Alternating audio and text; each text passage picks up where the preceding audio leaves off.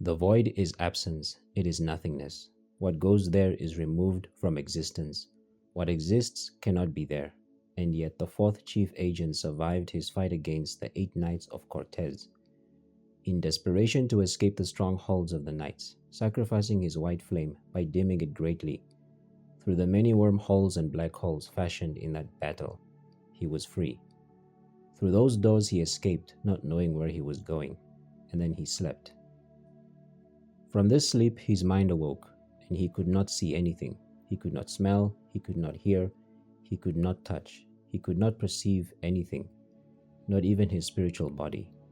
But concerning his consciousness, he knew he was awake, and he remembered the war he lost, and he knew not where he was. Then he became aware that this nothingness was dimming whatever was left of his white flame, and rendering parts of his spiritual body to cease to exist. The less intense his white flame got, the weaker he got, and the greater chances he understood he was about to be a prisoner of the void with no chance of escape, and he remembered fear again. But he did not know where to go, for he could not go anywhere, for he was nowhere. Then he remembered the old sphere and thought, either I become a prisoner here, or return to the old sphere and take my chances against Cortez. With great effort he willed himself out of the void, and he was free and back to the physical realm.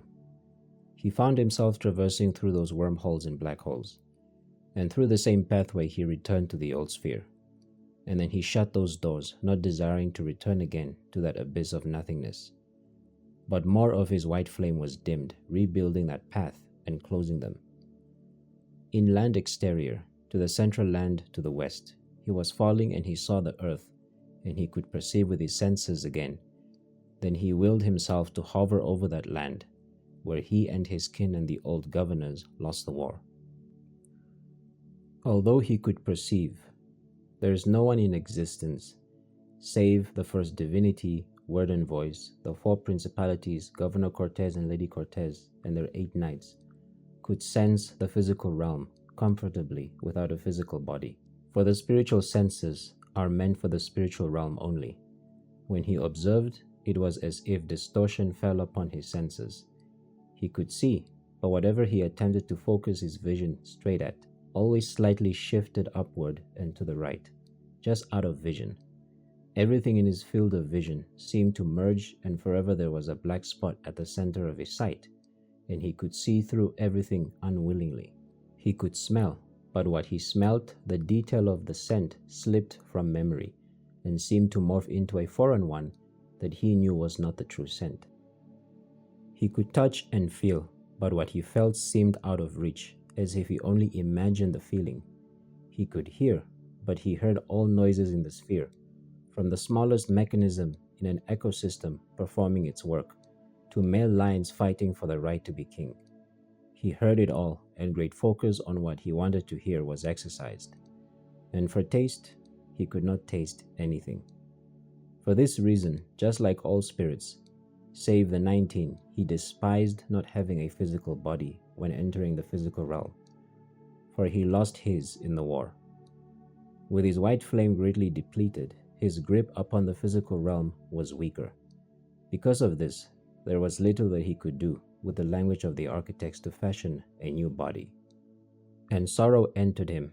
His brothers and sisters, the 11 chief agents, were dead. His other lesser agent siblings were dead. His father and the old allies, the old governors who ruled this old sphere before, were dead. There was no one from his past, and he walked the earth as a weeping wandering spirit. From west to east he went, then north. The earth was in somewhat of a disorder, and the old technology established by the House of Cortez was out of commission, but fauna and flora flourished. In the land interior, he was walking to the southern continent, and in the center of it he arrived. And there, with his distorted senses, he saw mankind still existing, and hope entered into him. His perception of all things was uncomfortable, but with this new hope in his spirit, he exercised great effort to focus. Many weeks passed, and he saw mankind in disorder, and the population greatly diminished. The men devolved to a caveman mentality. Over little things, so quickly the men would war against other tribes. even against their own kin. After settling for peace from previous conflicts, pillaging was the norm. The women gave in to lust, fornication, and abortion, sacrificing their children in the name of their former masters, hoping that one day they would return. These were the remnants and descendants of those that were loyal to the old governors and did not choose the way of the first son or the way of word and voice. And the fourth chief agent thought, even after they were shown that the paradise of the old governors was a lie, they still practiced the final doctrine of their former masters. Why haven't the principalities sentenced this place to destruction? Have they simply abandoned it? And then he thought to himself, I don't know how, but I will make this old sphere my kingdom. Upon the southern continent I will build my throne, and with this remnant of mankind I will build a new body. Continuing his examination of mankind in secret and hearing the history from mouth to mouth, he came to comprehend that 186 years had passed in the old sphere since the architects abandoned it. While doing so, he felt a familiar tug upon his spiritual body, and he perceived that the void began to dim more of his light, but slowly this time. And he comprehended that closing the wormholes and black holes that he traversed through did nothing and only delayed and slowed the process. And he was still linked to that place and felt as if it was calling him back. Fear made him tremble again. Desperation entered his spirit, and it fueled his decision to do whatever he needed to strengthen his anchor to the old sphere. For now, he put in great effort to keep the void away. Time was of the essence. He departed from the southern continent and headed to the eastern continent, and there, away from all the people, in hopes to manage his focus better, he studied his new nature to comprehend it. Then he saw that he was still an architect at the core, despite becoming something else and less powerful than he had been in the past before the fall of the old governors. Deep within him, he found the void latched onto his narrative poem, and because of this, his spiritual body, the narrative poem, and the void had mutated into one. This mutation had the void register him as an incomplete personification of itself, and it was eating at him slowly, with the function to correct this mistake by dragging him back into that abyss of nothingness. And his white flame was too dim for him to use the language of the architects to free himself from it. The void kept calling him, with pieces of his spiritual body fading away and gradually turning him into a spirit with a grotesque appearance of light and dark, unpleasant to look at. And he despised what he looked like, for he once was a chief agent of intense light. His desire for a physical body grew stronger, but he thought maybe there was enough to attempt to redirect the focus of the void away from him, using the old sphere and its people. For now, he kept the void away with great effort. Using the language of the architects and the white flame he had left, he rewrote his narrative poem to be a thing that traversed the old sphere and passed through every single thing in it, tangible or intangible. The narrative poem transformed into a carrier of all the laws of this physical realm, and he called it the law. But he found he could not use it to bend physical reality to his will, with the exception of turning off the laws that governed it. And so he could not fashion a new physical body. Due to this revelation, running out of options, he thought to himself that maybe someone else beside him could make a new vessel for him and aid in keeping the void away. For this reason, the fourth chief agent desired a new family. After returning to the southern continent, he began to possess people there as possible vessels to roam and conduct his work upon the earth.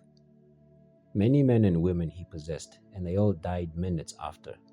Then he turned his eyes towards children for possession, and they too met death. Then he chose the unborn children, and that failed too, for many women reported miscarriages. Then he turned to animals in the same manner, and all met death even faster, and none could harmonize with his spiritual body, for he had become a broken and withered spirit. And the people wondered about these spontaneous deaths, but many were too lost in their ways of the old governors to care. Thousands were sacrificed for this experiment, and again he tired due to his labor to keep the void away. His strength slowly began to wane, and his focus was harder to maintain. His perception worsened, and his spiritual body became more hideous, for it became harder to keep the void away. Amongst more conflicts between the tribes, his gaze fell upon the beauty of a woman.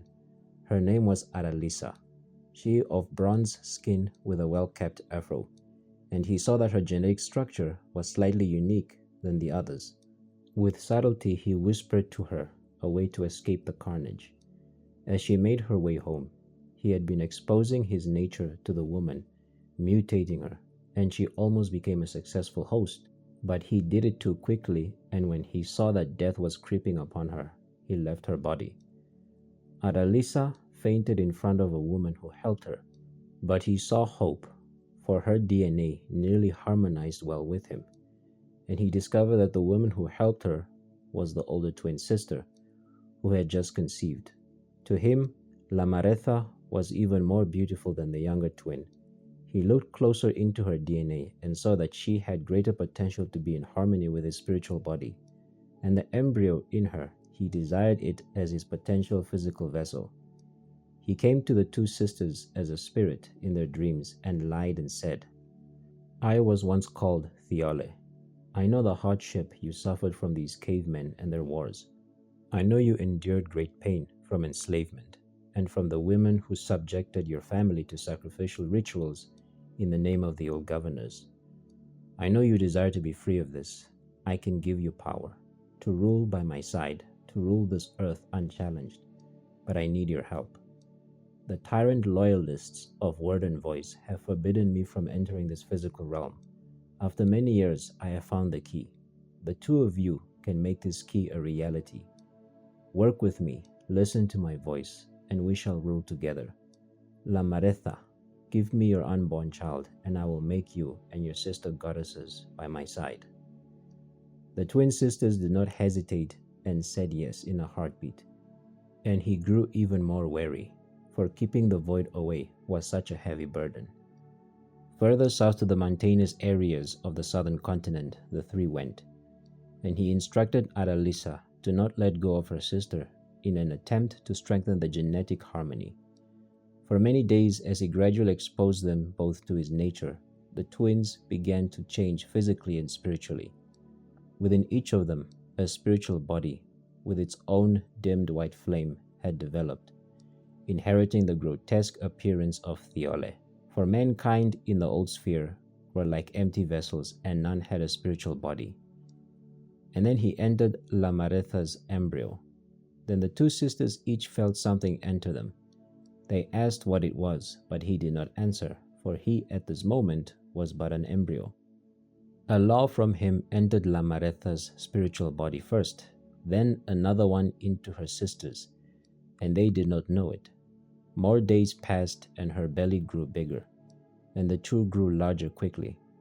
La Maretha stood at 8 feet and her sister at 7 feet 8 inches, and then their perception of the old sphere became greater. Great distances they could see with great clarity, and they could see through any physical thing. Many things from afar they could hear. Touching and their senses of taste became more intense, and many scents and smells their nostrils they could detect. All of their physical senses sharpened with such efficiency, and they became even more beautiful and clean than ever before. By mere thought and will, they could repel the uncleanness and untidiness away from themselves, but they did not know that their spiritual bodies were unclean and detestable. They shouted his name, calling him out, but he did not answer, for he was an unborn child. La Maretha's belly began to widen and sensed the presence of more than one child. Instinctively, she knew there were 5, and instinctively and willingly she caused herself to grow larger and taller to accommodate them. And 10 more she sensed, and she grew in size to accommodate them.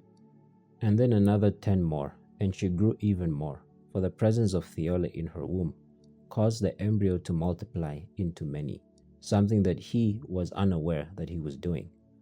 Then the two sisters felt something tug at their spiritual bodies.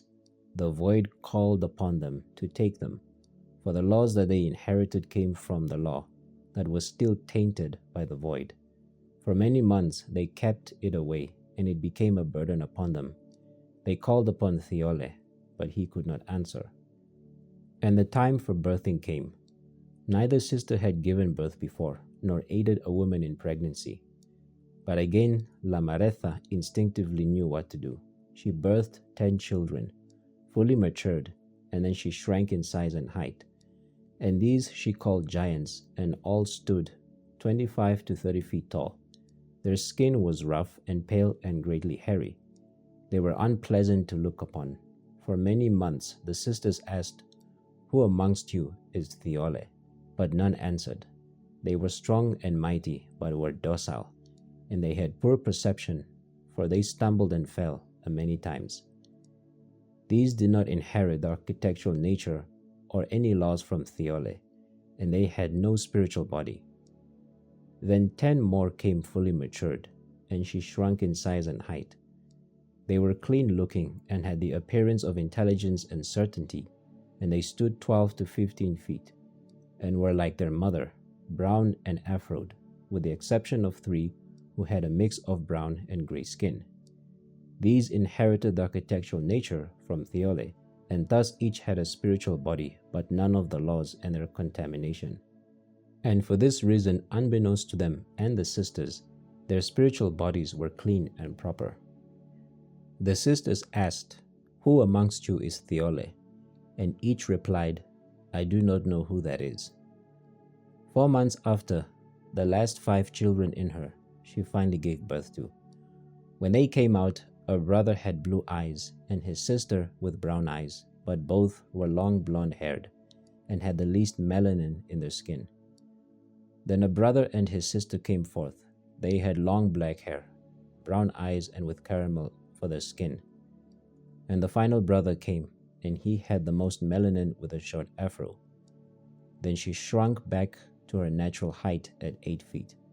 And these 5 each inherited a grotesque spiritual body, and the law with the contamination of the void from Theole. But they inherited Lamaretha's great beauty and height. Just like Lamaretha and her twin sister, each of these 5 had their own unique golden luminescent markings on their skin. And the 2 sisters asked the 5, "Who amongst you is Theole?" And the one with the short afro answered, "Here I am."